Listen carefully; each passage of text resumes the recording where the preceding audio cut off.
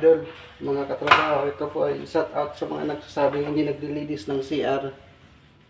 Ngayon ipapakita ko sa inyo kung katibay na ang naglilinis talaga kayo ng CR paggabi ha.